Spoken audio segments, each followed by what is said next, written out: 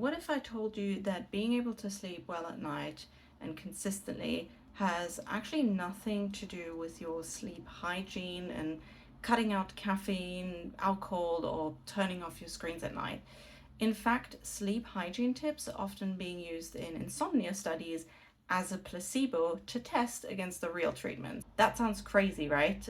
In this video, I'm going to break down why typical sleep hygiene advice will hold you back from fixing your sleep problems and what is really keeping you awake at night so that you can finally build a sleep routine that is healthy and that works for you. So let's first define what sleep hygiene actually is. It's quite simply all the best practices, the typical advice that you see when you go online and you look up tips for better sleep or how to improve your sleep. It's things like stop drinking caffeine after 2 p.m. It's stop using screens, avoid blue light, but 2 hours before bed. Stop eating 2 to 3 hours before bed. Keep your bedroom dark and cool, and do a guided meditation and do all these relaxation exercises, breathing exercises, and the list goes on. Now, I'm not saying that any of these things are wrong or they don't work, because I use a lot of them myself and with my coaching clients when I help them optimize their sleep. But that's exactly the point. These are optimization strategies and hacks to improve your sleep quality. But what they don't really do is address the root cause of why you can't sleep in the first place. Imagine you're having a migraine, right? Or you're having migraines all the time. Now, you could take a painkiller, right? And it will go away in the moment. But if you suffer from a chronic problem, if you're constantly having really, really bad migraines, you know it's not the actual solution, and you know that deep down there's something else going on. So most likely you're going to go to the doctors eventually. You will get some kind of assessment, diagnosis, treatment that specifically addresses why you have this migraine. And that might be completely different from other people online that are having migraines. So simply putting some, cold water over you or taking a painkiller is not really going to be the solution that will really solve this problem. And the same applies to sleep. It's quite simple. In some cases, some of these sleep hygiene tips can make things even worse because they only really work on people that sleep well generally, but are sleep deprived in the moment by choice. So what do I mean by that? Let's think of someone, who works late all the time, or a student doing an all-nighter, trying to prepare for an exam. They're chugging coffee, right? Of course, these tips are going to help them. They're going to sleep better after they follow them. But they're simply fixing these bad habits and lifestyle choices that are pretty obvious. These people never really had a sleep problem to begin with. So someone like you, on the other hand, who has been struggling with sleep maybe for a long time, months, years, you actively want to sleep, right? That's why you're here. That's why you're watching this video. You want to sleep tonight, but you're still struggling to fall asleep, stay asleep. You wake up in the middle of the night and your brain is essentially in a state of hyperarousal, constantly on, which prevents your body from falling asleep. So if you're constantly waking up in the middle of the night, with these racing thoughts, you're worrying about your lack of sleep, how that's affecting you the next day, you're tired, you're exhausted, and you're just kind of fed up. So what you end up doing is then you might be napping during the day to try and catch up on that sleep. And you're kind of just ready to give up at this point. But that's exactly the problem. The behaviors that you put in place are actively perpetuating the problem without you even realizing. And it's not your fault, because no one has really told you how sleep actually works and why you have these problems in the first place. And the advice out there can be actually quite counterproductive. But I'm here to tell you that there is a solution and you're not the problem. It's the approach, right? You need the right approach in the right order. So what you need to get to is really building a healthy relationship with sleep. You need to learn how to naturally invite sleep into your life without the need to control it or hack it. Now, that sounds simple. How do you actually do that, right? So first, it starts quite simple. Now, it's not going to be fixed tomorrow, but you need to understand the foundations of sleep. What behaviors actually lead to sleep? What are positive behaviors that will lead to consistent, healthy sleep? And you need to start with the basics before you're going to try and optimize things. So let's break it down, making it really easy here. There's two main mechanisms that regulate your sleep.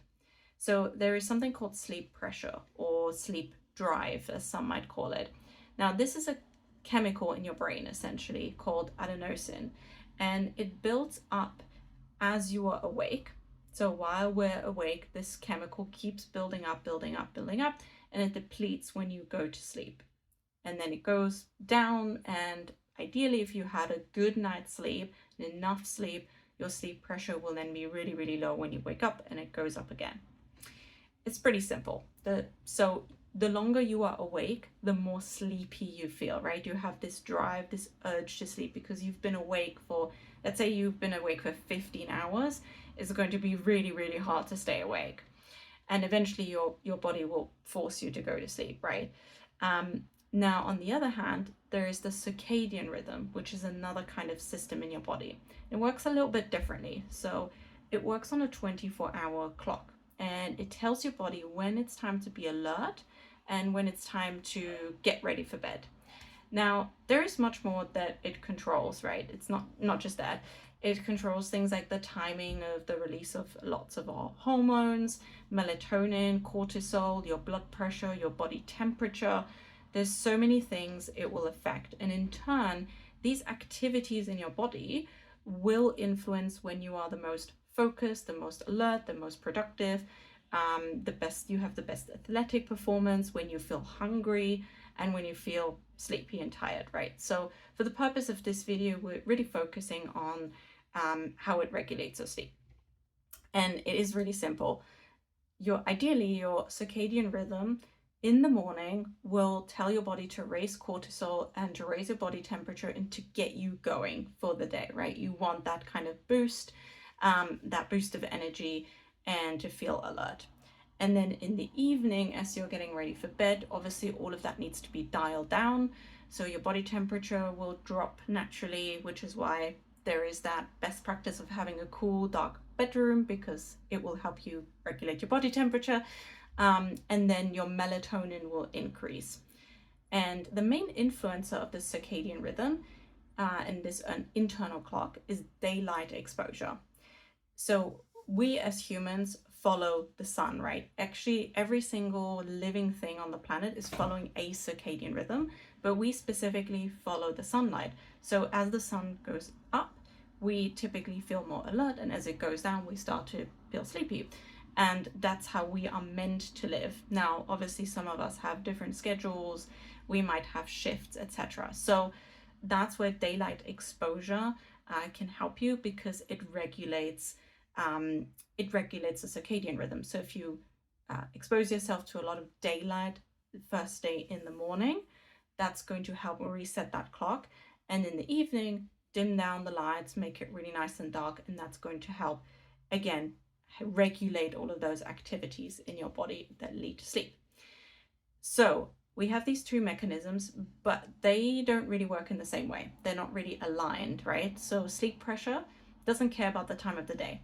You could be really, really sleepy, but it's the middle of the day because you haven't slept at all, right? And you've been awake for a whole night. So sleep pressure doesn't care about that. It just goes up and up and up as long as you're awake, and then it goes down once you hit the pillow. But circadian rhythm resets every 24 hours. And this is why we can have, jet lag, for example. So sleep pressure might be really high and you feel really sleepy, but it's, the middle of the day. And you're not really supposed to sleep. So your body is just kind of confused, right? The two systems are not aligned anymore. Or if you're, wide awake at 4 a.m. in the morning, the reason could be that these two are misaligned. Now, there could be other reasons why you keep waking up, and we'll get into that, but your sleep pressure might be super high, but your circadian rhythm is telling you it's time to get up. So you wake up super earlier than you are meant to. But that's not all. There's a third mechanism that can actually override these two, and that's your nervous system. Remember at the beginning, I said many people with long-term sleep problems are in this state of hyperarousal. So what does that mean? It means your body or your brain is considering that there is a threat out there, and that you need to stay awake because there is a potential threat.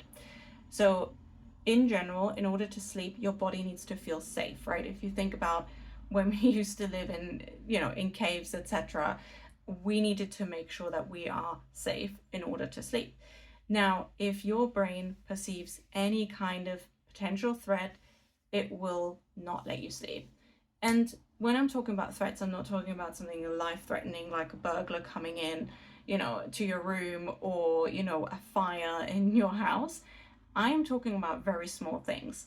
Your brain can perceive an email or thinking about a work situation, thinking about an argument, and thinking that through in your head can be a perceived threat to your body, because your brain thinks, oh, I need to solve this right now. This is threatening my, survival and identity, even though that's not really the case. But that's how our body is wired. It's wired for survival. Your brain is still wired for survival. And all of these little things can create this anxiety and worry. So really what you need to get to, if you think about it in very simple terms, is these three systems: sleep pressure, circadian rhythm, and nervous system need to be aligned. And, again, that sounds quite simple, right? They need to be harmonized, they need to be in balance.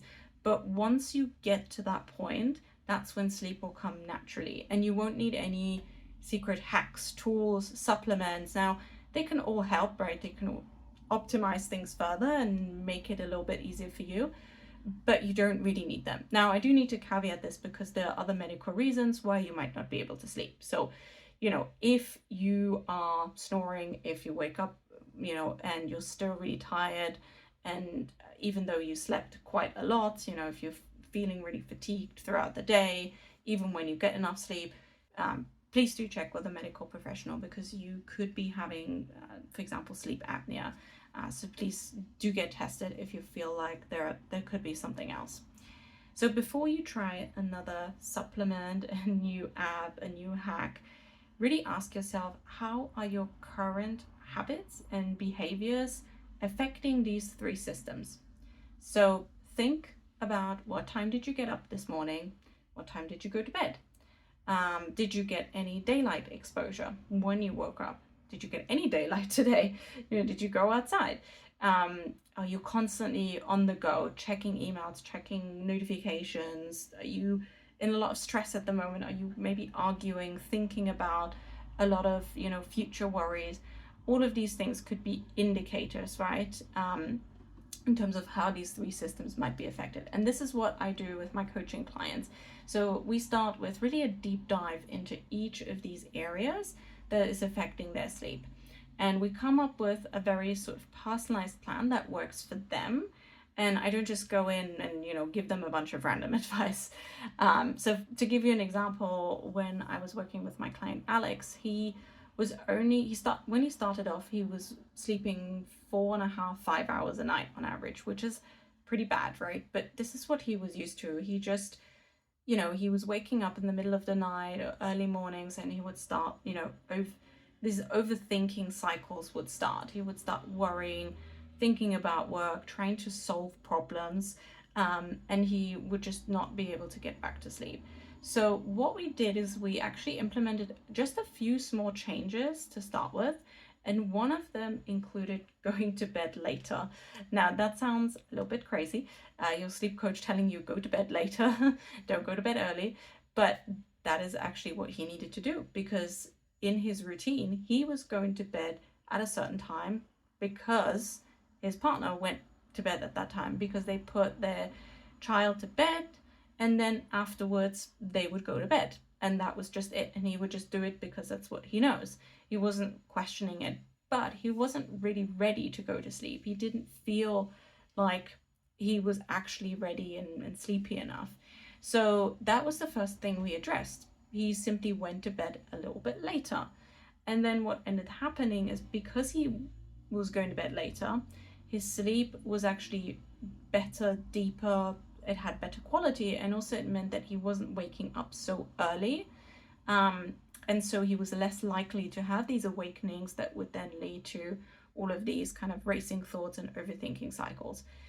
Now, that was just one thing we did. Of course, we had to address the overthinking and all of that as well. But instead of starting there and diving straight into the obvious and looking at, why is he overthinking, we actually looked at his, the basics of sleep, essentially, his sleep pressure and his circadian rhythm. And that was just one area we worked on. And then the first couple of weeks after the assessment, it made a huge impact. It straight away, he added, quite a bit of time to his sleep and on average. So if you want to know how to assess your sleep and how to do this, get to the root cause of your sleep problems, definitely watch my next video, because I'm going to go over the first step in the assessment process, or the first step in my 5-step, as I call it, the sleep reset blueprint. And if you do want the full guide, I do have an ebook that you can grab in the description below. And this is based on a proven framework that I've used with my coaching clients. And you can grab it below. Now, as a free bonus, you'll also get an hour of private coaching with me. And I'll help you along the way. I'll help you answer any questions, and I'll help you kind of tailor it and personalize it to your needs. So if you're interested in that, click the link below. And if you want to know how to assess your sleep, watch this next video.